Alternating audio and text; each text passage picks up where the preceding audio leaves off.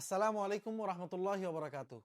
সফর জেলের মাধ্যমে বা ফিঙ্গার দিয়ে বা পুলিশে ধরে পাঠিয়ে দিয়েছে এমন যে সকল প্রবাসীরা বাংলাদেশে গিয়ে আবার নতুন বিষয় সৌদি আরবে নতুন করে আসতে চান, তারা অনেকেই আমাদেরকে প্রশ্ন করেন, ঠিক কতদিন পরে আপনি সৌদি আরবে আসতে পারবেন। আজকে এই সকল প্রশ্নের উত্তর দিব। আর পাশাপাশি আপনাদেরকে গুরুত্বপূর্ণ যে বিষয়টা আমি জানাতে চাই তা হলো, নানান সময় বিভিন্নভাবে যখন প্রবাসীরা দেশে যান, যাওয়ার পর আপনি আসতে পারবেন কিনা তা জানার জন্য আপনারা অনেকেই এয়ারপোর্ট প্রিন্ট তোলেন। যদিও এটার নাম এয়ারপোর্ট প্রিন্ট না, কিন্তু আপনারা এই নামে চিনেন, তাই আমি এটাই বলছি। এই এয়ারপোর্ট প্রিন্টে কিন্তু কখনোই লেখা থাকে না কতদিন আপনার নিষেধাজ্ঞা, আপনি কতদিন সৌদি আরবে প্রবেশ করতে পারবেন না, কোন তারিখে আপনার নিষেধাজ্ঞার মেয়াদ শেষ হবে, এটা প্রিন্টে লেখা থাকে না। প্রিন্টে শুধুমাত্র থাকে আপনি যেই সময়টাতে প্রিন্টটা উঠাচ্ছেন ঠিক ওই সময়টাতে আপনি সৌদি আরবে প্রবেশ করতে পারবেন কি না। যদি প্রবেশ করতে না পারেন তবে সেখানে আরবিতে লেখা থাকে মানাআদ দুখুল, যে প্রবেশের নিষেধাজ্ঞা। আর যদি প্রবেশ করতে পারেন তবে কিছুই লেখা থাকে না। কিন্তু খুব সহজেই আমরা বলতে পারবো যে কতদিন আপনি প্রবেশ করতে পারবেন, কতদিন প্রবেশ করতে পারবেন না। আজকের এই ভিডিওতে এই সব বিষয়ে আমি আপনাদেরকে জানাবো। একই সমস্যা কিন্তু দুইজনের ক্ষেত্রে দুই রকম হয়। যেমন দুইজনের হুরুপ ছিল, দুইজনেই বাংলাদেশে গেছে, কেউ 3 বছর পরে সৌদি আরবে প্রবেশ করেছে, কেউ হয়তো 5 বছর পরেও প্রবেশ করতে পারে নাই। আবার আকামার সমস্যা, আকামার মেয়াদ না থাকার কারণে পুলিশ তাকে আটক করে দেশে পাঠিয়ে দিয়েছে, কেউ 5 বছর পরে সৌদি আরবে আসতে পেরেছে, কেউ 3 বছর পরে আসতে পেরেছে। এই ধরনের সমস্যা কেন হয়? অর্থাৎ অপরাধ একটা, কিন্তু লোক ভিন্নতার কারণে আপনার সিদ্ধান্ত ভিন্ন কেন হয়, ভিডিওর মাঝামাঝি আমি আপনাদেরকে জানিয়ে দিব। তাই কোনো সুযোগ নাই আজকের ভিডিও টেনে টেনে দেখার, সবাই না টেনে ভিডিওটি দেখবেন। নির্দিষ্ট সময় পর্যন্ত আপনাদের নিষেধাজ্ঞার মেয়াদ থাকবে, এই বিষয়টি জানার জন্য আদৌ কি কোনো প্রিন্ট তোলা যায়? এটা আনঅফিসিয়ালি কিছু কিছু মানুষ আপনাদেরকে জানাতে পারে, আমিও আপনাদেরকে জানাতে পারবো।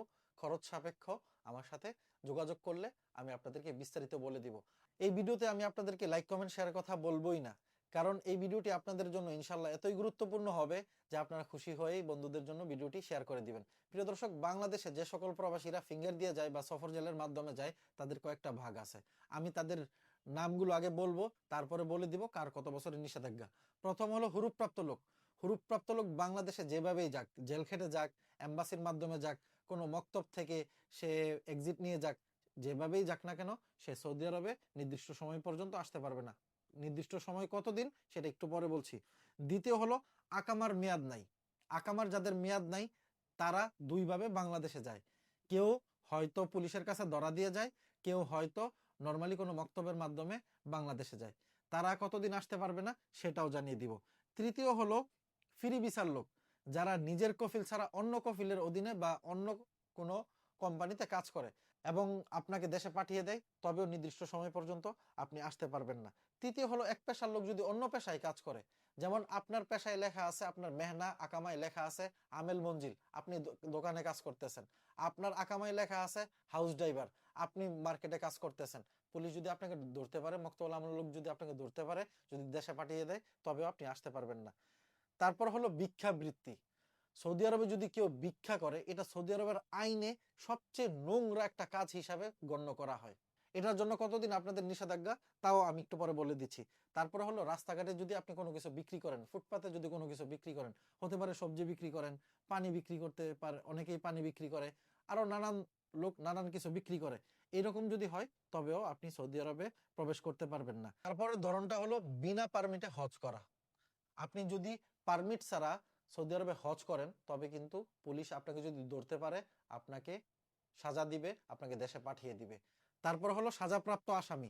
আপনি যে কোনো কারণে যদি সৌদি আরবে সাজাপ্রাপ্ত হন, অনেকেই চুরি করেন, অনেকেই মাদক দ্রব্য গ্রহণ করেন, সেবন করেন বা বিক্রি করেন, অথবা নানান লোক নানানভাবে নানান অপরাধের কারণে আপনারা যদি সাজাপ্রাপ্ত হয়ে আপনারা জেল খাটেন, সর্বশেষ আপনাদেরকে সফর জেলের মাধ্যমে দেশে পাঠিয়ে দেয়, তারাও নির্দিষ্ট সময় পর্যন্ত সৌদি আরবে প্রবেশ করতে পারবে না। এখন আসি ভিডিওর সবচেয়ে গুরুত্বপূর্ণ পয়েন্টে। আপনি যদি স্বেচ্ছায় পুলিশের কাছে ধরা দেন, অনেকেই আছেন আকামার সমস্যা বা সমস্যা নাই বা যে কোনো কারণে আপনি নিজেই পুলিশের কাছে নিজেকে সোপর্দ করেছেন, আপনি কতদিন প্রবেশ করতে পারবেন না। আজকে সব বিষয় আমি আপনাদেরকে জানিয়ে দিব। প্রিয় দর্শক, আমরা একটু পিছনে ফিরে যাই। শুরুতেই বলেছিলাম হুরুপ্রাপ্ত লোকদের ব্যাপারে। হুরুপ্রাপ্ত লোক যেভাবেই দেশে যাক না কেন, সে ৩ থেকে ৫ বছর সৌদি আরবে আসতে পারবে না। অনেকে এম্বাসির মাধ্যমে যায়। অনেকে বলেন, ভাই আমি তো এম্বাসির মাধ্যমে আসছি, আমি কি আসতে পারবো সাথে সাথে? না, আপনি ৩ থেকে ৫ বছর আসতে পারবেন না। দ্বিতীয় হলো, আকামার মেয়াদ নাই এমন লোক যদি পুলিশের কাছে ধরা পড়ে, পুলিশ যদি সফর জেলের মাধ্যমে তাকে দেশে পাঠিয়ে দেয়, এই লোকও ৩ থেকে ৫ বছর দেশে আসতে পারবে না। কারো কারো ক্ষেত্রে সময়টা আরো কমানো হয়, একটু পরে আমি বলছি, একটু সবুর করেন। তৃতীয় হলো, যাদের ফাইনাল এক্সিটের মেয়াদ শেষ হয়ে গেছে, এমন লোকেরা যদি এম্বাসির মাধ্যমে বাংলাদেশে আসে, তবে সৌদি আরবে সে পুনরায় আসতে পারবে নতুন ভিসা নিয়ে, অথবা কোনো বিশ্বস্ত মক্তবের মাধ্যমে মক্তবের আমলের টাকা, জরিমানার টাকা বহন করার মাধ্যমে তার এক্সিটটা লাগানো হয়, সেই ক্ষেত্রেও সে সৌদি আরবে আবার পুনরায় প্রবেশ করতে পারবে। কিন্তু কেউ যদি নর্মালি এক্সিট লাগায়, তাইলে কিন্তু সৌদি আরবে প্রবেশ করতে পারবে না, যদি নাকি এক্সিটের মেয়াদ শেষ হয়ে যায় এমন লোক। আর পুলিশ ধরে যদি পাঠিয়ে দেয়, ৩ থেকে ৫ বছর সে সৌদি আরবে প্রবেশ করতে পারবে না। তারপর হলো, এক পেশার লোক অন্য পেশায় কাজ করা, যেমন আমেল মঞ্জিলের লোক আপনার কোম্পানিতে গিয়ে কাজ করতেছে পেশা চেঞ্জ না করেই, এমন লোককে যদি মক্তবুল আমলা আটক করে, তবেও তাদেরকে ৩ থেকে ৫ বছর পর্যন্ত সৌদি আরবে প্রবেশের নিষেধাজ্ঞা দেওয়া হয়েছে। এই যে উপরে কয়েকটা ক্যাটাগরির কথা বললাম, এগুলোর নিষেধাজ্ঞা হলো ৩ থেকে ৫ বছর, ৫ বছরের অধিক না। কারো ক্ষেত্রে অধিক হতে পারে। কখন জানেন? এই কথা ইলিয়াস স্যার আপনাদেরকে কেউ বলবে না। আপনি যদি, পুলিশ আপনাকে একবার আকামা চেক করেছে, আকামা চেক করার পর আপনার দেখেছে আকামার মেয়াদ নাই, আপনাকে একটা জরিমানা দিয়েছে ১,০০০ রিয়ালের, অথবা আপনাকে সতর্ক করেছে, আপনার আকামাটা নেওয়ার পর সে দেখবেন তার কাছে একটা মিনি প্যাড থাকে, অথবা তার মোবাইলে সে একটা জিনিস চেক করে, আপনাকে হয়তো সে ১,০০০ রিয়াল জরিমানা দিতে পারে, না হয় সে আপনাকে বলবে যে ঠিক আছে চলে যাও। এইটা আপনাকে সতর্কতামূলক সে ছেড়ে দিয়েছে। এই যে ছেড়ে দেওয়াটা, এটা কিন্তু তার সিস্টেমে সে এটা নথিভুক্ত করে। আপনি হয়তো মনে করতেছেন আপনাকে জরিমানা দেয় নাই, কিন্তু দ্বিতীয়বার যখন আপনাকে কোনো কারণে পুলিশ ধরেছে, তখন কিন্তু আপনাকে ছাড়ে নাই। আপনি যখন দেশে গিয়েছেন, ওই যে তথ্যটা আপনাকে যে প্রথমবার সতর্ক করেছিল, এই তথ্যটা কিন্তু তাদের সার্ভারে থেকেই যায়। তখন আপনাকে ৫ বছরের বেশিও আপনার নিষেধাজ্ঞার সময়টা দিতে পারে। এই জন্যই দেখবেন অনেকে হুরুপ্রাপ্ত লোক বা আকামার লোক বলে, ভাই কেউ ৩ বছর পরেই সৌদি আরবে প্রবেশ করতে পারলো, আমি ৫ বছর পরে প্রবেশ করলাম, এয়ারপোর্ট থেকে ফেরত দিছে। এই কারণেই ফেরত দিছে। এই পয়েন্টটা আজকের এই ভিডিওর আগে ফেসবুক বা সোশ্যাল মিডিয়ায় কারো মুখ থেকে আপনারা শুনেন নাই, আমি আপনাদেরকে চ্যালেঞ্জ দিয়ে বলতে পারবো না। আমি আপনাদেরকে ভিডিও শেয়ার করার কথা বলছি না। তারপর আমি আসি ভিক্ষাবৃত্তি। ভিক্ষা করা সৌদি আরবে জঘন্যতম অপরাধ। কেউ যদি ভিক্ষার কারণে আটক করে, অনেকেই দেখবেন মক্কা মদিনা হেরাম শরীফের আশেপাশে বিভিন্ন দেশের মানুষ এবং বাংলাদেশিরা সেখানে ভিক্ষা করে। এমত অবস্থায় যদি পুলিশ আপনাকে ধরে, তবে কম পক্ষে ১০ বছরের নিষেধাজ্ঞা, এমনকি লাইফ টাইম ব্যান করাও হতে পারে। অনেক প্রবাসীরা আছে দেখবেন মসজিদের সামনে সবজি বিক্রি করে, ফুটপাতে বিভিন্ন জিনিস বিক্রি করে, অথবা রাস্তার মোড়ে পানি বিক্রি করে। এমত অবস্থায় যদি তাকে পুলিশ আটক করে, তাহলে যদি জেলের মাধ্যমে বাংলাদেশে পাঠিয়ে দেয়, এই লোক পুনরায় কমপক্ষে ১০ বছরের জন্য তাকে সৌদি আরবে প্রবেশের নিষেধাজ্ঞা দেওয়া হয়। তারপর আছে সাজাপ্রাপ্ত আসামি।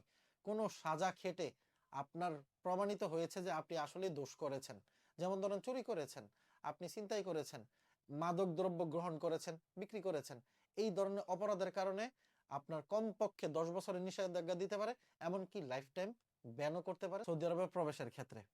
প্রিয় দর্শক, এই ছিল সামারি। আমি আপনাদেরকে যেভাবে বলছি, কথাগুলো খুব মনোযোগ সহকারে ভিডিওটি প্রয়োজনে আবার শুনবেন, অনেকেই হয়তো বুঝেন নাই।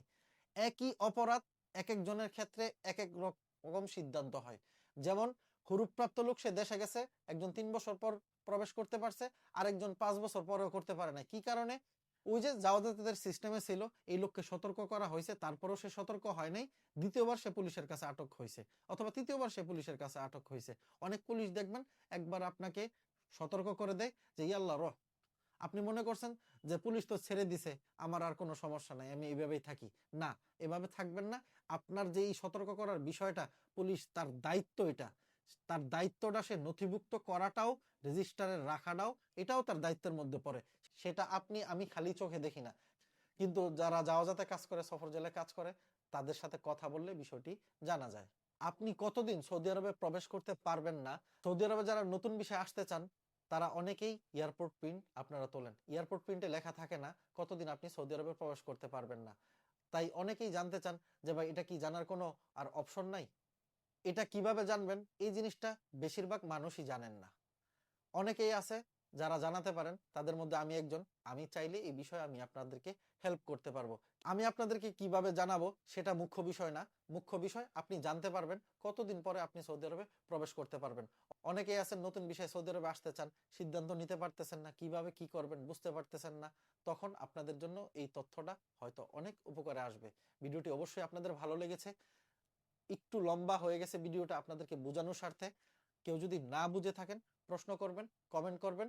আমি চেষ্টা করব আরো একটি ভিডিও এই বিষয়ের উপর আরো সংক্ষেপে বানানোর জন্য। সবাই ভালো থাকবেন এবং অবশ্যই যতদিন সৌদি আরবে থাকবেন সৌদি আরবের আইনের প্রতি শ্রদ্ধাশীল হবেন। সৌদি আরবের আইন মেনে, শ্রম আইনের যতগুলো ধারা আছে তা মেনে কাজ করার চেষ্টা করবেন। আপনাদের প্রবাস জীবন সুখের হোক। আল্লাহ সবাইকে সফলতা দান করুন। আমিন। আসসালামু আলাইকুম ওয়া রাহমাতুল্লাহি ওয়া বারাকাতুহু।